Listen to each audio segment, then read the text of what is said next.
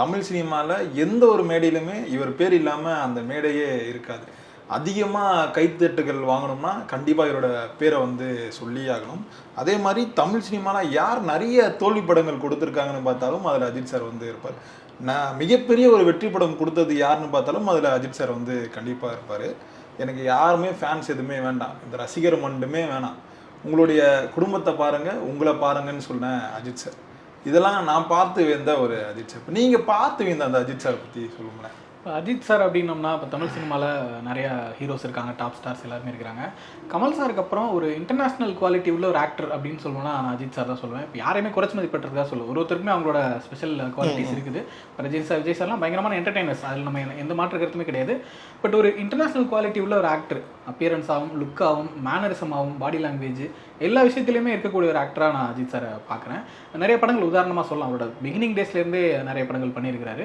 இப்போ நம்ம என்ன இருந்தால் நம்ம பில்லாட்டு அந்த மாதிரி படங்கள் சொல்கிறோம், ரொம்ப ஸ்டைலாக இருக்கார் லுக்கா அப்படின்னு சொல்லிட்டு. வாலிலே சூப்பராக இருப்பார். அவரோட ரொம்ப சின்ன சின்ன மேனரிசம்லேருந்து, சின்ன சின்ன அந்த டைலாக் டெலிவரிலேருந்து ஒரு கேரக்டர் பேசவே மாட்டார். பட் ஸ்டில் அவரோட அந்த பாடி லாங்குவேஜ் மூலம் மட்டுமே அந்த கேரக்டர் அவ்வளோ தூரம் ஹோல்ட் பண்ணியிருப்பார். அந்த மாதிரி நிறைய குவாலிட்டிஸ் மூலமாக எனக்கு வந்து ஒரு இன்டர்நேஷனல் ஸ்டாண்டர்ட் உள்ள ஆக்டர் அப்படிங்கிற மாதிரி தான் நான் டிஃபைன் பண்ணுவேன். ஒரு ஆக்டராக நீங்கள் அவர் எப்படி பார்க்குறீங்க? அஜித் சார் அவருடைய கரியர் பிகினிங் இருக்குல்ல, அதுலேருந்து தொடர்ந்து வளர்ந்து இன்னைக்கு வந்து ஒரு தமிழ் சினிமாவோட ஒரு உச்ச நட்சத்திரமா இருக்காரு. அதே மாதிரி தான் என்னுடைய அந்த ஜேர்னிமே. ஏன்னா இப்போ நான் குழந்தையா இருப்பேன், அப்போ அஜித் சாரோட படங்கள் பார்த்துருப்பேன். இப்போ ஒரு யங்ஸ்டராக வரும்போது அஜித் சார் வந்து ஒரு பெரிய தமிழ் சினிமாவில் ஒரு இடத்துல இருக்கார்ல.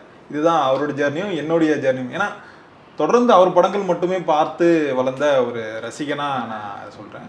ஆக்சுவலாக அந்த நீங்கள் இப்போ சொன்னீங்களே இன்டர்நேஷ்னல் குவாலிட்டி உள்ள ஒரு நடிகர் தான் அஜித் சார்ன்ட்டு. அது வந்து முன்னாடியே அவரோட படங்களில் வந்து நம்ம பார்த்துருக்கலாம். எப்படின்னா அந்த தெலுங்கு படம், அந்த பிரேம புஸ்தகம், அது அப்புறம் ஆசை, அமராவதி, அந்த படங்கள்லாம் ரொம்ப ஆள் வந்து அழகாக இருப்பார். யாரா அந்த பையன் இவ்வளோ க்யூட்டாக இருக்கான், சாமிங்காக இருக்கான், பேசுறது ஒரு மாதிரி துருதுருன்னு இருக்கு அப்படின்ற மாதிரிலாம் நம்ம பார்த்துருக்கோம்.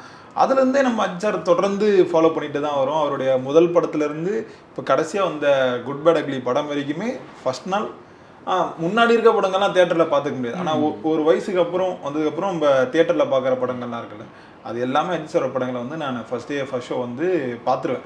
அது என்னைக்கு எந்த நாளாக இருக்காங்கலாம் எனக்கு முக்கியம். கண்டிப்பாக அந்த படத்தை வந்து போய் பார்த்துருவேன். அப்படி கூடவே ட்ராவல் ஆகிட்டு வர்றாருல.